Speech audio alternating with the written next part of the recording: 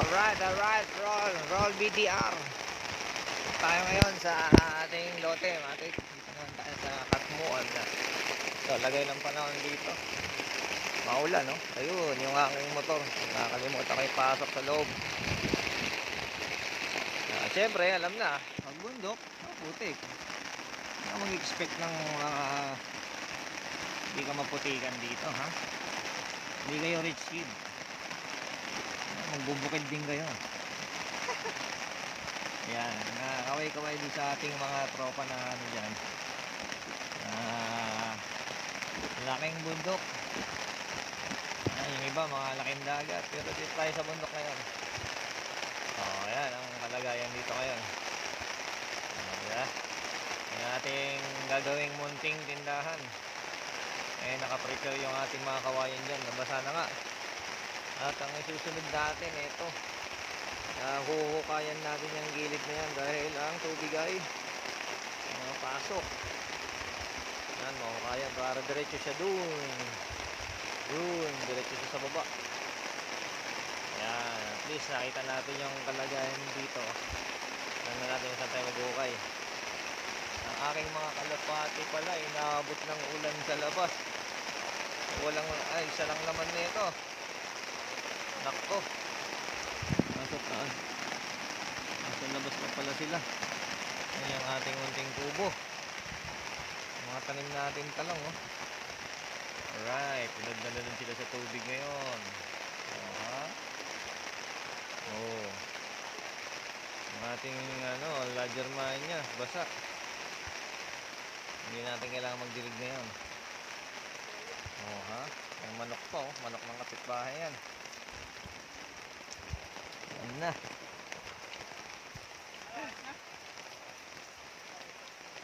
Napuputol yung tawag dun eh. Binibidyo ko lang yung ko. Ayan, ang tubig. Binibidyo ko lang yung dinadaanan ng tubig, oh. Ayan. Alam na kung saan lalagyan ng kanal, ha. Wala, ano to? Naka-video. Parang ang dami ng palanin na kulay kumakabit ka eh.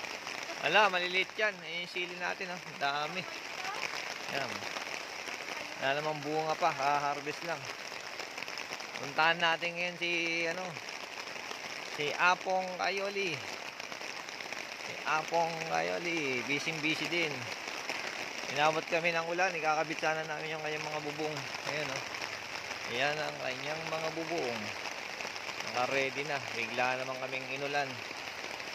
Sasalpak namin yan dito.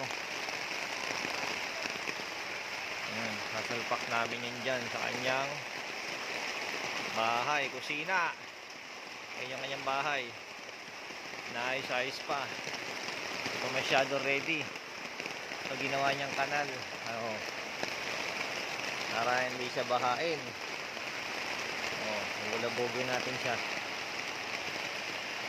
Leol! Ito yung kanyang munting tahanan. Nagre-repair kami. Tingin ka, naka-video ka. Naka-video. Yan. Nasa lanta ng bagyong Yolanda.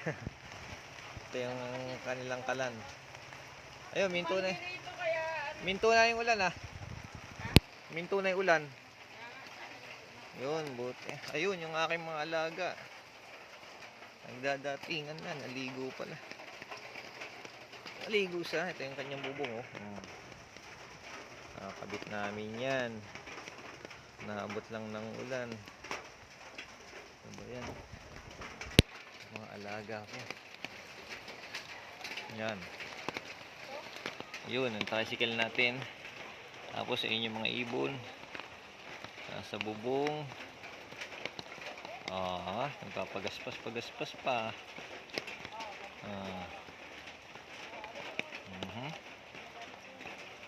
Ayan, ganito ang update dito. Siyempre, yung ibang mga kapitbahay natin. Pakita ko sa inyo. Ayan, gumagawa na rin sila. Merong nagpapader na dyan. Pader naman ang style ng kanyang bahay dyan. Ito yung lote nila Ate Jing. Natakot na sa akin yung ulan. Wala nga bigla yung ulan eh. Nambasa lang.